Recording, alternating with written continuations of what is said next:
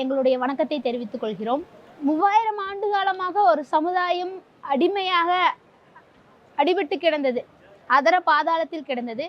அந்த சமுதாயத்தை ஒரு நூற்றாண்டில் மீட்டெழச் செய்து அந்த சமுதாயத்திற்கான உரிமைகளை அடைய செய்ததில் பெரியார் என்பவர் இல்லையெனில் இன்றைக்கு அந்த உரிமையோ இந்த சமுதாயமோ கிடையாது.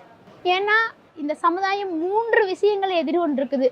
ஒன்று, ஜாதிய ஒடுக்குமுறை. பெரியாருடைய பாத்திரம் என்னும் பொழுது இந்த சனாதன ஆதிக்கத்திற்கு எதிராக, அதனுடைய அடிப்படை கொள்கையான வர்ணாசிரம கோட்பாட்டிற்கு எதிராக போராடியவர்.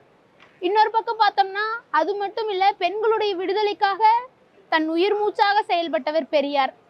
இன்னொரு பக்கம் பார்த்தோம்னா இன்னைக்கு வரலாறு முழுக்கவே ஆரியத்திற்கும் திராவிடத்திற்குமான போராட்டம் தான் இந்தியாவினுடைய வரலாறு. இவருடைய போராட்டம் இல்லைன்னா இன்னைக்கு இந்த சமுதாயம் கிடையாது. அதனால தான் இன்னைக்கு வரைக்கும் சனாதனிகளும் RSS BJPயினுடைய அமைப்பினர்களும் பெரியாரை கண்டா அலறுறாங்க. இந்த மாமனிதர் இல்லை அப்படின்னா இன்னைக்கு நம்ம எல்லாம் எப்படி 3000 ஆண்டுகளுக்கு முன்பு அதர பாதாளத்தில் இருந்தோமோ அதே நிலைமை தான். இவர் வெறும் தமிழ்நாட்டிற்கான தலைவர் அல்ல, இந்தியாவிற்கான தலைவர். இவர் இறந்திருக்கலாம், ஆனால் இவருடைய கொள்கையில் இன்னைக்கும் வாழ்ந்துகிட்டு இருக்குது. பெரியார் என்றென்றுக்குமான தலைவர்.